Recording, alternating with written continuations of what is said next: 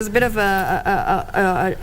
what I'm looking for the word. There is they don't want to be willing to go for such events because they're not into sports. So I guess with this new initiative that is the Shakahola and the Safari Rally, that is the Hustle Bazaar, I guess he's trying to really encourage the youth to go there and to participate in these sports, that is the Safari Rally, and just come and enjoy sports as a nation. Yeah, absolutely. So we've been covering that live event coming to you straight from State House, and a whole lot of comments even on our pages. Many people are saying kudos to this initiative. One can wait and we will see how that turns out in the near future. It is going to be quite an interesting thing. There's also the supporting of county leagues and inter-county leagues. Remember, tonight they had called up sportsmen from various sports. We had the tennis player, of course, who has really made Kenya proud in international leagues. We also have Safari Rally Championship, the likes of Karan Patel, who is also going to be competing. Last year he did us proud. So yeah, we're looking forward to seeing what sports entertainment coming together in this creative economy can do for the country. That's the sports and creative economy. Now remember, as we get back to the bulletin and take you through some of the stories tonight, we've got this particular story that is the religious bodies in the country who've urged the Senate to treat the Shakahola incident exclusively as a criminal act and not generalize it to regulate churches, which they say will be disastrous. Well, appearing before the Senate ad hoc committee investigating the Shakahola deaths, the National Council of Churches of Kenya, that's the NCCK, Evangelical Alliance of Kenya, and the Kenya Conference of Catholic Bishops, however, said that the Shakahola massacre was due to security failure on the part of government. And that is at least 260 deaths have been attributed to the Shakahola cult-like religion. Take a look. As security apparatus continue to comb the vast Shakahola forest in Kilifi County for more bodies, I want to take this opportunity once again. A host of religious leaders appeared before the Senate ad hoc committee investigating the proliferation of religious organizations to make sense of the massacre that has left 274 people dead. It is important to note that governments elsewhere have tried to regulate the churches.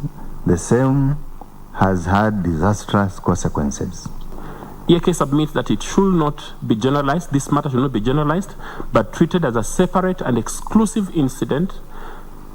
The religious bodies maintain that the Shakahola massacre occurred due to massive security failure on the part of the relevant investigative bodies in the country. The bishops recommended to the Tana River Senator Danson Mungatana-led committee that the society's act should be implemented fully to discourage rogue preachers. Upon this report being implemented, go and implement strongly the Society's Act. Meanwhile, 19 survivors of the Shakahola incident have since been identified by their kin. Our homicide team has been able to exhume 10 bodies, and we are going on, as I've said, with the opening of the roads. Even as the Senate continues its probe into the Shakahola incident, the Religious Presidential Task Force led by Mutava Musimi is expected to start its public engagement with the residents of Kilifi County on the same matter. Abdelaziz Hashim from Parliament Buildings, Easy Friday. All right, and with that, it's time for us to take a very short commercial break, but we will be back with more stories right here on Easy Friday. Don't go too far. All right, back in a moment.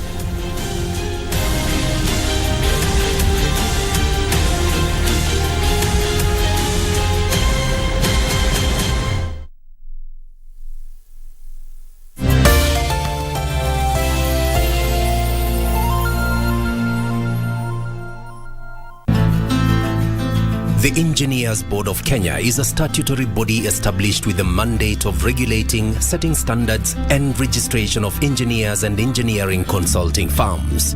The board, together with its stakeholders, will host the 4th Engineering Partnership Convention EPC 2023 from 14th to 16th June 2023 at Sawela Lodge in Naivasha. The theme of the convention is Transforming Kenya's Economy, Engineers' Contribution to Development, and aims to bring together policymakers, industry experts, academics, researchers, and Kenyan engineers. This event will be presided over by His Excellency President William Ruto. To register, visit www.events.ebk.go.ke/booking.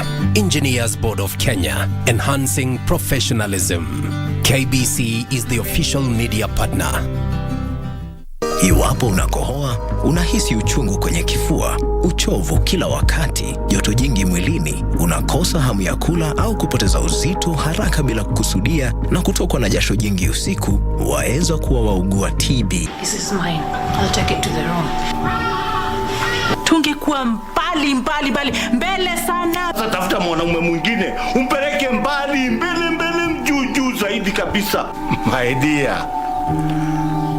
Unasikiaje mwili sasa? TB yaweza kuangamiza jamii yako. Usikubali. Matibabu ni bila malipo katika hospitali zote za serikali.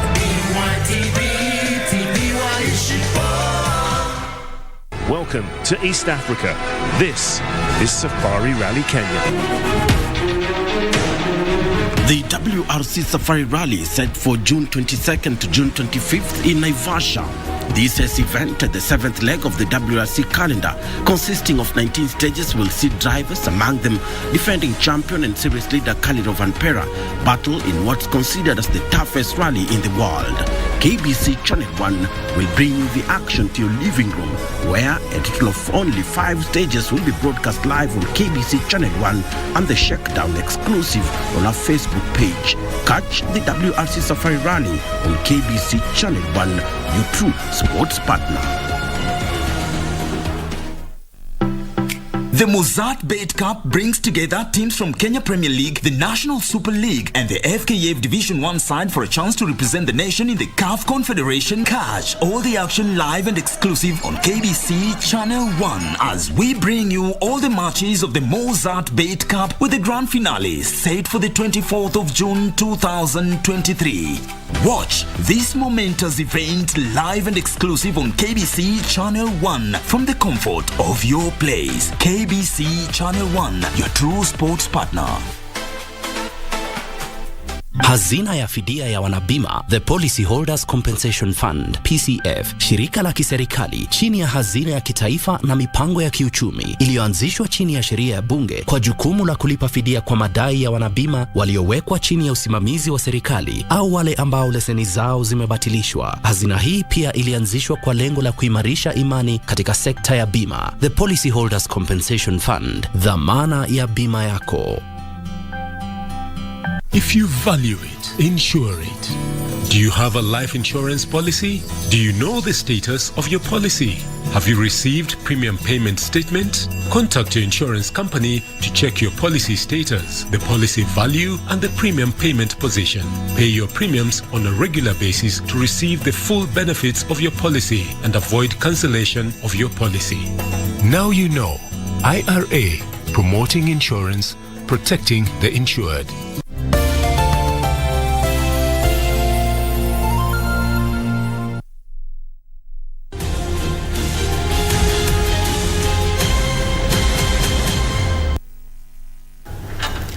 Welcome back to Easy Friday. Now moving on with the bulletin. The start of a 2-day conference to reform the coffee sector was dominated by calls for Kenyans to embrace proposals contained in the finance bill. Well, Deputy President Rigathi Gachagua, officiating the conference, maintained proposals in the finance bill are painful but necessary measures for government to regain its economic stability. The Deputy President dismissed criticism of the bill by top opposition chiefs, accusing them of a plot to frustrate government operations. Friday morning in Meru County, hundreds gathered for a 2-day conference aimed at reforming the struggling coffee sector. It is at this event that the Deputy President Rigathi Gachagua sought to once again rally Kenyans to back the proposed finance bill. The second in command says the proposals in the finance bill are a result of reflection and a painful decision that the administration must take to turn around the economy. The greatness of a leader is the ability to make hard decisions. This economy of Kenya, where we found it, and I said in Kasarani, we found a dilapidated economy with empty coffers. For us to turn around this economy and restore it to where Mwai Kibaki left us, President William Ruto and all of us who work under him must make hard decisions. Gachagua accused opposition chiefs of hatching a plot to frustrate government by opposing the bill. When we successfully pass the bill and it is enacted and implemented, hao mahasura waone hakuna mtu wako na shughuli na hawa, watawachana na hiyo maneno. So these people will be talking to trees. The Deputy President maintained they will not succumb to ultimatums issued by opposition chief Raila Odinga. And we are not scared. We are not intimidated, because we are in leadership to make hard decisions for the benefit of the country. All these things require money as I finish. And that money, only coffee will grow from trees. The other money will come from our pockets. There's no perfect bill. What we should have is a bill that balances everything. And I'm very keen listening to proposals that are saying otherwise. If it requires some amendments, well and good. We are going to do amendments, but the finance bill is very, very important. The president and the deputy president of this country, they are risking their election in 2027. But it's better you risk at this time, so that you can change and turn around the economy of this country. The finance bill divide will become clear on Tuesday when the bill comes up for the second reading in the National Assembly. The Deputy President, however, says the proposals contained in that bill are a painful decision this administration must make. John Jacob Curia, Easy Friday. Now, the government will reconstruct 15 schools which were destroyed and vandalized in Tiaty, Baringo County, owing to bandit attacks. Well, Interior Cabinet Secretary Kithure Kindiki, on a tour of the region, disclosed the government will construct 5 boarding schools in counties affected by insecurity in an effort to foster peaceful coexistence among warring communities. Citing education remains a key development issue.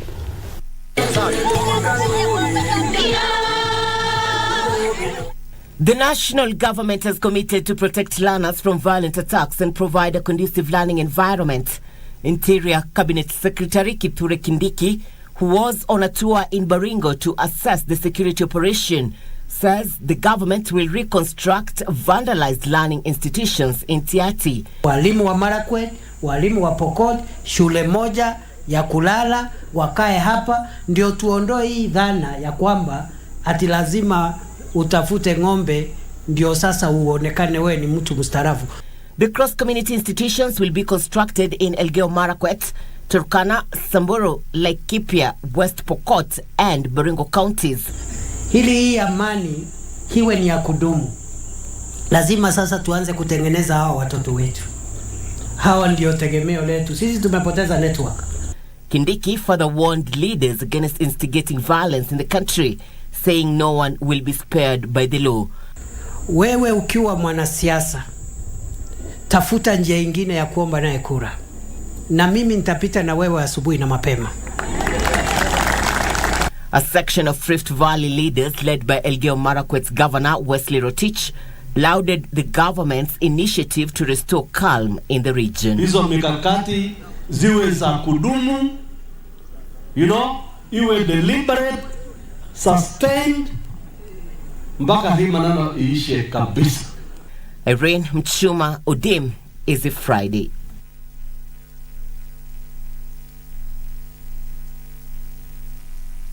All right, now the fate of embattled Siaya Deputy Governor William Oduol, impeached by the County Assembly, presents a litmus test for the Senate. And senators will be in uncharted waters as they review the allegations leveled against him to determine if they warrant his removal from office. Well, Khalid Abdullahi examines the next steps for the Senate as the resolution of the County Assembly waits to be tabled before the House. Siaya County Assembly members made good their threat on Thursday to impeach Siaya Deputy County Governor William Oduol. Whereas the Constitution is silent on the impeachment of a deputy county governor, the County Government Act Section 33 spells out the next steps. The Speaker of the County Assembly will notify the Speaker of the National of the Senate that an impeachment has occurred. Then after that, the Senate will sit and they will form a committee to look at the allegations. Constitutional expert Martin Andati says the embattled deputy governor will have to make his case before the Senate. It is the Senate which now decides. It can decide to agree with the findings or disagree with the findings. Then they vote on it, and that decides whether the deputy governor stands impeached or not. So, but the county assembly has already impeached him. Yeah, but he is still he stands. He's not fully impeached. So he's still the deputy governor until such a time that the Senate makes a determination. The Assembly impeached Odwol for alleged interference in the procurement process through acts of bid rigging, bulldozing officers to renovate his office outside the approved budget, and misuse of public resources. He can go to court and try to see if the courts can salvage him. If the courts don't give orders stopping the impeachment, then he stands impeached, and that way the party, they'll have to sit and pick a replacement as a deputy governor. It is now a game of wait and see what next for Odwol, as the resolution of the House awaits to be presented in the Senate. All right, there you have it. That's a story produced by Khalid Abdullahi, but voice by Teresa Mutai. All right. Moving on, Prime Cabinet Secretary Musalia Mudavadi has told off opponents of the Finance Bill 2023, saying they are yet to offer a better suggestion on how the country will get itself out of the current economic situation. Well, Mudavadi, who dismissed claims that the government was exerting punitive taxes on Kenyans, instead said if adopted, the legislation will give President William Ruto's administration a chance to raise revenue to boost the economy and government operations. Mudavadi spoke Friday when he presided over the graduation of the first cohort of the Public Service Emerging Leaders Fellowship Program. Take a look.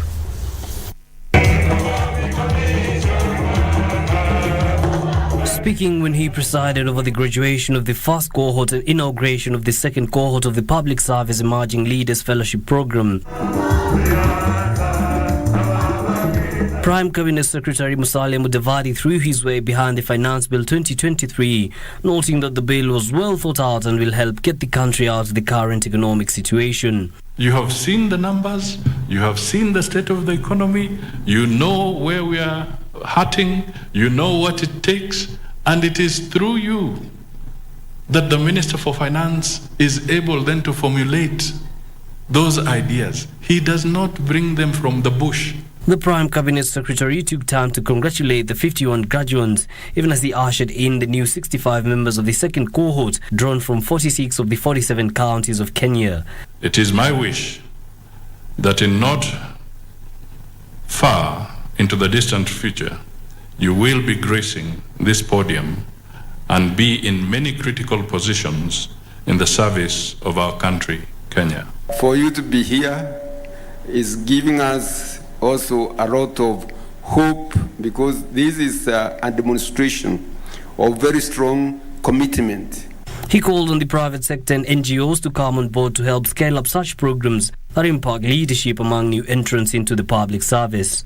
And it is a reminder that now it is the time to draw upon the knowledge and teachings that you have gleaned from the program and put them into service. Leadership will quickly learn that is not merely a title or a position of authority.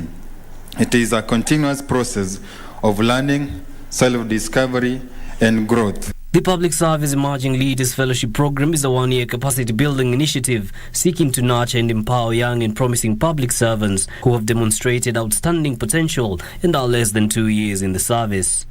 51 graduates have successfully completed the program today, and 65 of them are joining it today. For all of them, a common denominator remains to be their readiness to the call of service. Yusuf Far reporting for Easy Friday in Nairobi. Moving on, now the Ministry of Marine, Blue Economy and Maritime Affairs is proposing a raft of measures that, if implemented, will see the fish sector revitalized, to profit the fisher folk across the region. Well, amongst the changes proposed is the conversion of the beach management units into cooperatives and securing and conversion again of landing sites as the first stop of value addition in the sector. Achola Simon now has all the details. Dogged by a myriad of challenges such as pollution, overfishing, coupled with dwindling fish stocks and competition from outside markets, Kenya's fishing industry has been on a downward spiral over the years. Out of a demand of over 5,000 metric tons of fish annually, the sector can hardly satisfy half of the demand, with the lion's share of fish coming from Uganda, Tanzania and China. See, the reason why we have low production in the marine waters and in the lake is because our fishermen cannot go deep. They are normally doing their fisheries at the shore. So part of the initiative is to equip them so they can go deeper. That we find a mechanism of ensuring good regulation, enforcement of regulations on the lake so that we can have our lake sustainably. While meeting the fisher folk from the 4 counties in Luo Nyanza, Cabinet Secretary Salim Mvurya revealed that the government had mapped out all the blue spaces in the country and will turn around the sector. We actually have 445 BMUs in the entire country which we have mapped, and 72 of them have already been transformed into Apex cooperative societies, and the process is ongoing in the entire country. As a means of augmenting your efforts to set up a digital laboratory in each and every fish business centers. Mvurya also pledged to address the long-standing feud between Kenyan and Ugandan fishermen. That's been there for many, year in, year out. This insecurity in Lake Victoria. Well, see, it is high time to have a high-level meeting with our counterpart in Uganda. It's a matter we've already discussed in cabinet, and the Minister of Defense and Interior and my ministry will be able to work together with our colleagues in East Africa so that we are able to resolve the issues of conflicts in the lake. Information, Communication and Digital Economy Cabinet Secretary Ludo Walo called on the region to actively engage and support government projects in the region. He reiterated the president's stand that no region will be left behind regardless of their political affiliation. Achola Simon is the Friday, Siaya County.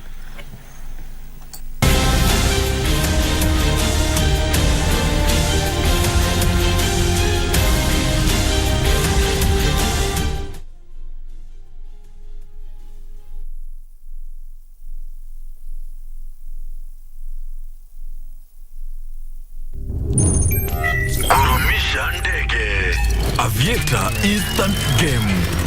Be a daring pilot and earn by how much high you can lift the plane. The higher you fly, the higher your win. The sky is the limit. Mozart Bet. Stop searching in wrong places. Billions in unclaimed cash and other assets are here for you. Unclaimed financial assets include bank accounts, insurance policies, and other financial assets belonging to people just like you. Don't let your assets remain unclaimed. Take a few minutes to check and see if you have any unclaimed financial assets. Claiming your assets is easy. Simply visit www.ufaa.go.ke,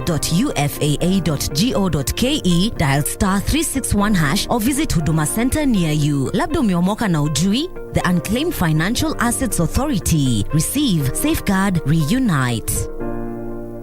To get Skizatune Hail Mary, dial *811 *963#. Hail Mary, full of grace, the Lord is with thee.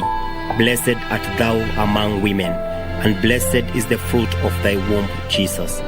Holy Mary, Mother of God, pray for us sinners, now and at the hour of our death.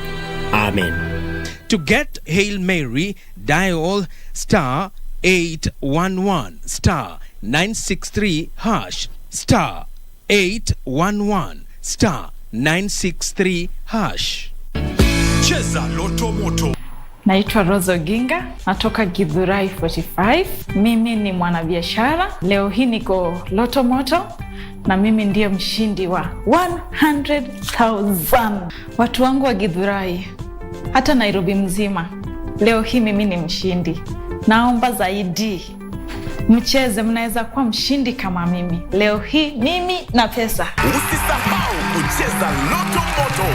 Shinda milioni 2 kila siku kwenye M-Pesa. Chagua lipa na M-Pesa. Paybill number weka 757070. Account number andika neno Loto.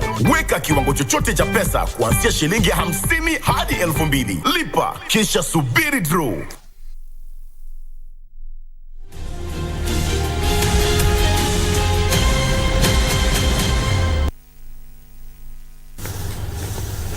Welcome back. Now, it is evident that most of the keyboard warriors have been in a state of discomfort based on the uproar on social media platforms. All cyber surfers were this week following the unfolding events with their fingers, and when some serious Kenyans were arrested for disturbing Nairobi CBD's peace over the finance bill, they were there with them. The savage netizens is what you're going to be watching right now. Netizens have never backed down from a fight. Whether they are for an idea or against it, they'll always have something to say. So let's find out. Do you know that feeling you get when you are in a rush to complete a task and suddenly your computer breaks down, as if in some weird way it knows that you are in a rush? Well, this week the national immigration printer broke down, leaving netizens lamenting on social media realm. Mo started a thread tweeting, "The current printer prints only 900 passports compared to a daily demand of 5,000 applicants." Odongo burning with a question asked, 5,000 per day? Nobody wants to be here. My Kenya responded, "Kama hauko jaba, hauwezi shikanisha." But while the government public services were leaving netizens discombobulated, the finance bill took center stage and threw them on a great turmoil. This forced some Kenyans to take their grievances to the streets, the maandamano way. Well, how did it go exactly?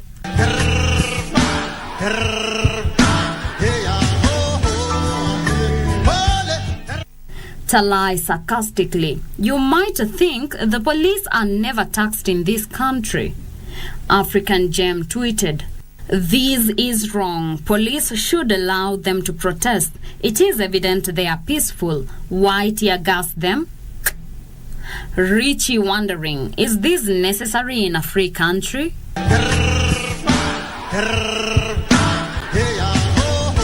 Nicholas, referring to the finance bill, tweeted, "Mlikuwa mnadhani finance bill 2023 ni stories za jaba."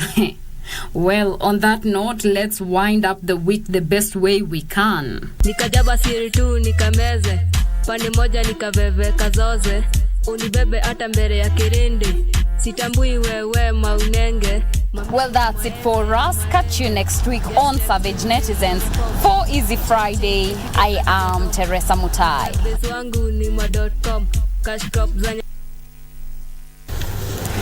All right, of course, that is the Savage Citizens. Never a dull moment with Teresa Mutai as she brings us this weekly edition right here on Easy Friday. All right, now moving on away from all that. Now, Scholastica Vitai is the winner of the 6th edition of My Kenya, My Story mobile phone competition. Now, the competition was organized by the Kenya Film Commission with the objective of promoting peace, tolerance, and conflict resolution. Her film, The Epiphany, was picked from 117 films, bagging the team 200,000 shillings at the award ceremony held on Friday at the Anga Cinema here in the capital. The winner is The Epiphany. The Epiphany, a short film by Scholastica Vitai, emerged the winner in the 6th edition of My Kenya, My Story mobile phone film competition.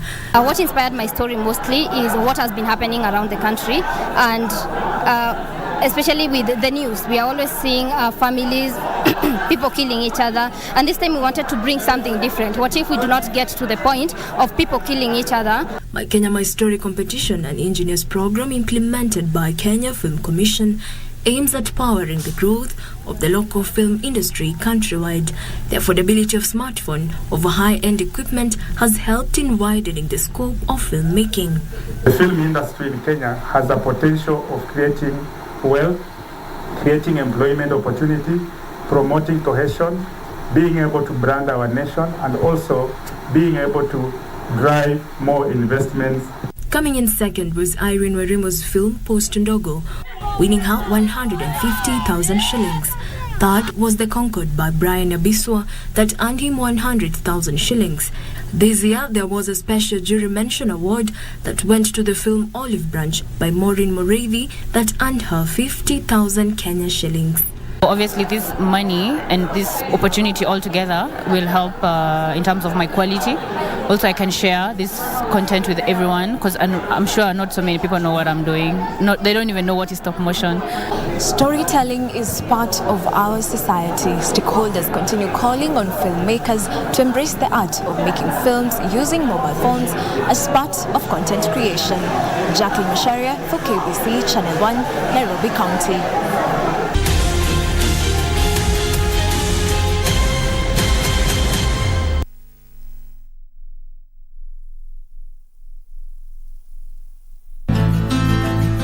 The Engineers Board of Kenya is a statutory body established with the mandate of regulating, setting standards, and registration of engineers and engineering consulting firms.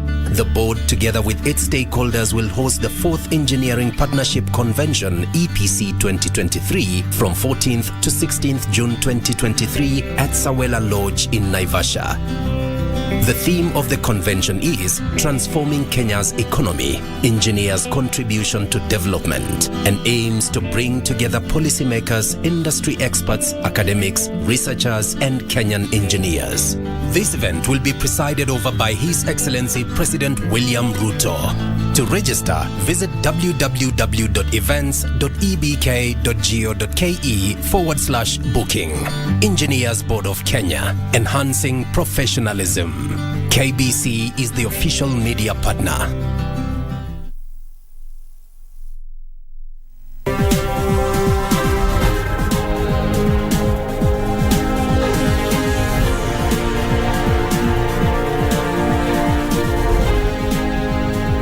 Thank you for staying with us. Let's now take a look at what has been making headlines in the world of business. My name is Wairimu Jenga. Now, the Nairobi Coffee Exchange Board is set to be reconstituted as the government seeks to increase farmers' representation at the auction. The changes are part of the government's coffee reforms agenda that, among others, seeks to liberalize the coffee marketing. The Nairobi Coffee Exchange is set to be reconstituted, with the government and farmers having a representation at the board. The reconstitution of the NCE board is expected to usher in the coffee reforms that have stalled since 2020. Among a raft of measures to be instituted at the NCE is the creation and operationalization of the direct settlement system that will assist in transparency in farmers' payment. We need to prioritize restructuring of Nairobi Coffee Exchange. This coffee exchange, Nairobi Coffee Exchange, Your Excellency, has no representation of the farmers, of the government, and there is need for us to make clear, conscious interest, take conscious interest on what happens in that coffee exchange. The war on the pricing of coffee is one on grading. Where you do the grading and capping is usually the millers. When you allow your coffee to go and be capped and graded by somebody else, and you're not there to see, and they give you grades on paper, how do you know that is the right grade? Because that is what has been happening. The board is also expected to hasten admission of agents and marketers at the auction in a bid to liberalize coffee marketing to boost farmers' earnings. Cooperatives have been encouraged to sensitize farmers' operations of the Cherry Revolving Fund to assist them to purchase farm inputs, as the government targets to increase production to 200,000 tons in the next 3 years. Now that we have moved to the second level of the Hustlers Fund, can we also now create a special Hustler Fund for coffee so that the Cherry Fund can be accessed through the Hustler Fund? Kenya is looking to capture new niche markets through value-adding its coffee products. We will work with the county governments to give them the equipment and the machinery that they need so that they can be able to add value and to process their coffee from right here. As conversations around reforms in the coffee subsector continue, attempts to weed out cartels have been done before, but the cartels fought back. This time round, will the resolutions hold water? That remains to be seen. Reporting from Meru County, my name is Betty Kiptum. Now, government agencies have been encouraged to consider assisting women to get relevant certification for their startups. Kenya Industrial Research and Development Institute Director General Francis Olo says women startups face significant challenges due to lack of necessary documents, and there is need to make it easier for them to access operational licenses. This as the We Hub says it has equipped 15 women drawn from 3 counties with the necessary technical skills and knowledge to enhance the value of their products and improve their access to markets. So what we did to begin with was to start with a baseline survey to understand where these women are with regards to their businesses, what are they trading in, what are their challenges, what are their sales like, and then we are going to expose them to incubation model, which we have developed as We Hub, and this model, women will benefit from the different interventions that are provided in this incubation model, one of them being skills access and skills training. In particular, they were working on honey, which they were doing value addition for honey, and they can be able to package it and take it to the market as trained by Kiridi. To make sure that they are able to acquire the KBC standard mark and also any other document or any other thing that they may require. So we shall partner still with We Hub to make sure that we get this standard mark for these entrepreneurs so that they'll be able to produce quality goods that will be able to compete both in the national market and the international market. Hizi korosho tunanunua mashambani, tunanunua muhogo mashambani, tunauza muhogo ukiwa kama muhogo. Alafu tulikuwa tunanunua korosho tunapima na kilo. Hatukujua kama korosho unaweza ongeza variation upate maendeleo zaidi. Wametufungua macho, wametutia nguvu. Sisi wamama tunaona mbele na vile tunafikiria tunaona kwenda mbele, sio kurudi nyuma, na tutakuwa na uwezo wa kusomesha watoto, tutakuwa na uwezo wa kutunza familia, na sisi wenyewe tutakuwa na nguvu na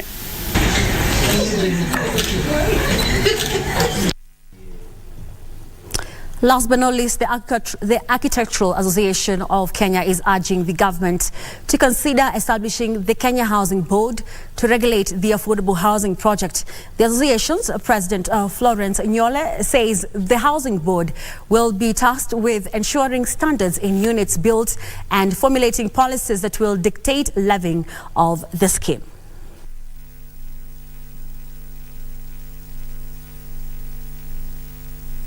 But the Kenya National Housing Board then will have to be funded through levies. And they are the ones who will come up with the different modalities on how the levies are going to be created or sourced for that matter. And then again, how the levies are going to be used. That will be the function of the Kenya National Housing Board as we are proposing it. Be responsible for establishing standards, regulations and policies that will guide the operationalization of the affordable housing program. We firmly believe that the formation of the Kenya Housing Board will play a crucial role in guiding and managing the housing program effectively. It will ensure that any funds earmarked for the provision of housing are robustly, effectively and efficiently utilized to address the housing needs. Well, that marks the end of business news for tonight, but Karen Kibet is on standby with the latest in the world of sports. My name is Irene Mujenga. Have a great weekend.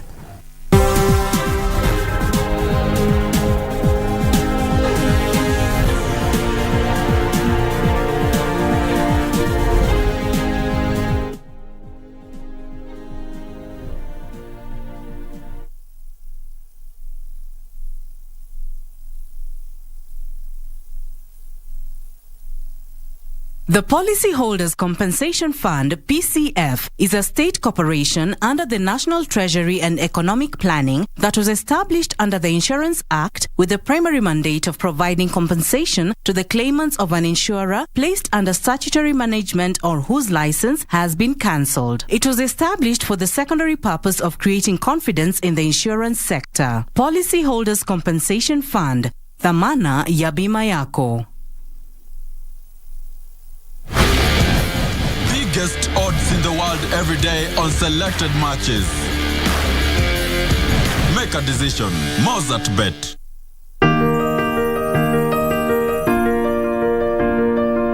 Huchagui familia yako, ni zawadi ya Mungu kwako kama ulivyozawadi kwao. Iwapo unakohoa, unahisi uchungu kwenye kifua, uchovu kila wakati, joto jingi mwilini, unakosa hamu ya kula au kupoteza uzito haraka bila kukusudia na kutokwa na jasho jingi usiku, waweza kuwa waugua TB. Nenda hospitalini ukapimwe. Ikibainika ya kwamba ni TB, utapewa dawa, na ukimeza vizuri ulivyoshauriwa na daktari, utapona. TB yaweza kuangamiza jamii yako. Usikubali. Matibabu ni bila malipo katika hospitali zote za serikali. Kupata maisha kama sikiza tuni yako, bonyeza *811 *816#. Maisha ni mafupi, hivyo si vyema kumaliza muda mwingi katika malumbano. Hesabu baraka zako, wathamini rafiki zako na tabasamu ili udumishe amani. Kupata maisha, bonyeza *811 *816#. *811 *816#.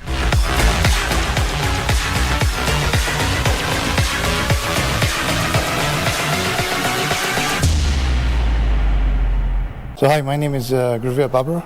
I am the clerk of the course for the WRC Safari Rally Kenya. This is my third year as the COC for the WRC event. We've been working on this event since the last one finished. We finished the last one in June. July, myself and Anwar were out in the stages looking at all the damages, meeting the landowners and so forth. And I think by August or September we had a new route that we sent out to FIA and the WRC, which was approved towards the beginning of this year. So since then we've just been working on the plan for that particular route. We've had small changes from last year, not many. We removed Narasha, we replaced it with Malewa. We ran Malewa 2 years ago, so we put that one back in. Small changes in Osirian, small changes in Kedong. Apart from that, it's almost the same. We're hoping that our spectators can avoid overlapping and parking badly, especially on the Friday night and Saturday night along Moi South Lake Road. It really affects the competitors, our guests from outside. It gets hard for them to get back to the hotel to sleep and then leave in the morning to go back and impress us with their driving skills.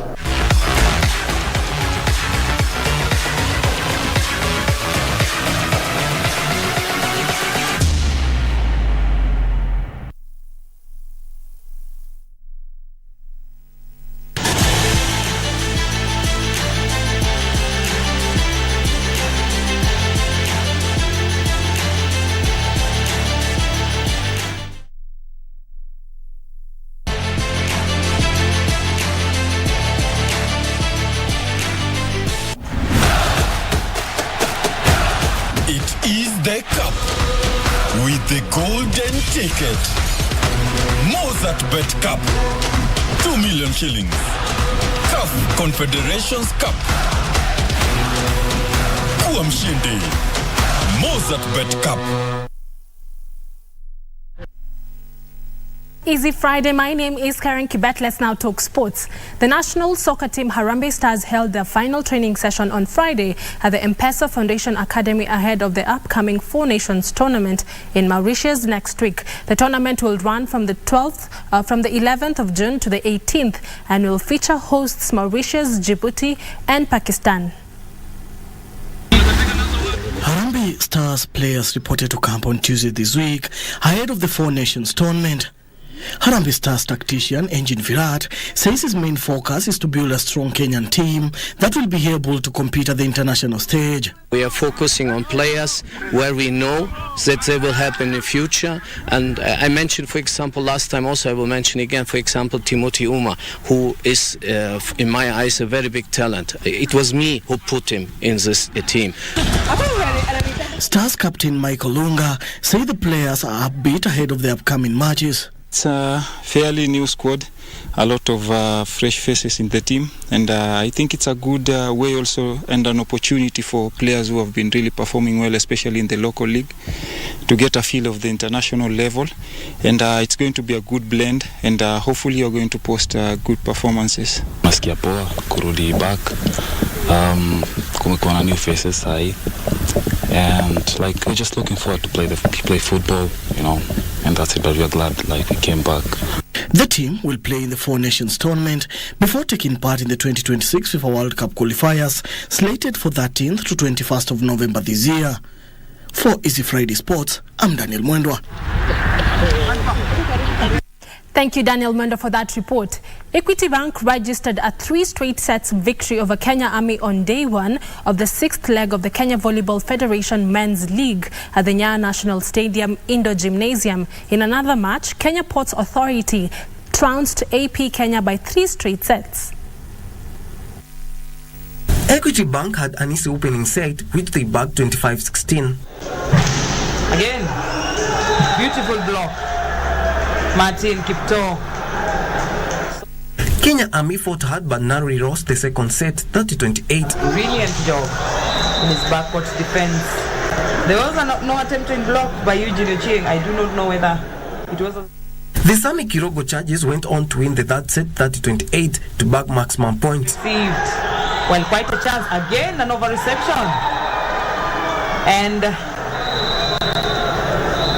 the Bankers will play their second match on Saturday against Prison Central.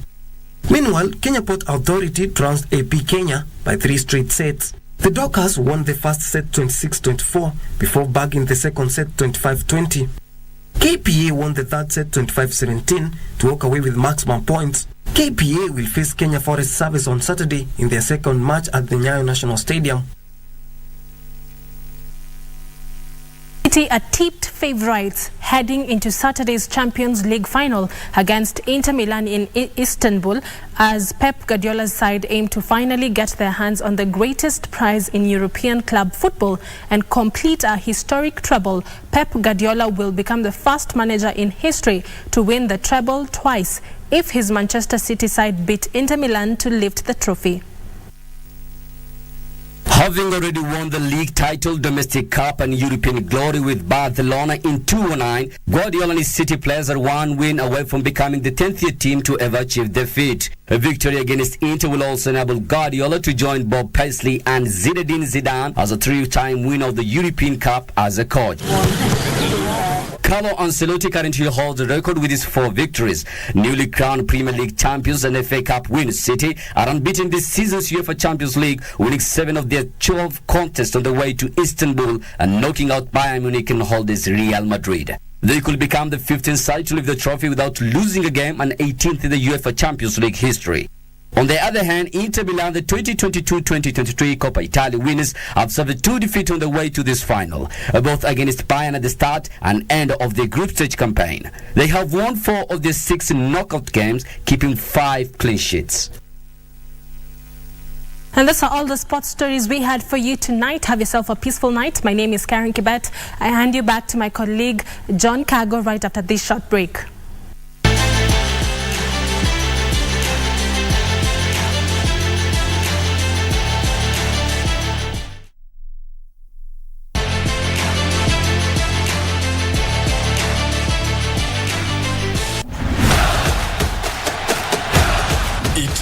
The cup with the golden ticket. Mozart Bet Cup, 2 million shillings. CAF Confederations Cup. Kuwa mshindi. Mozart Bet Cup.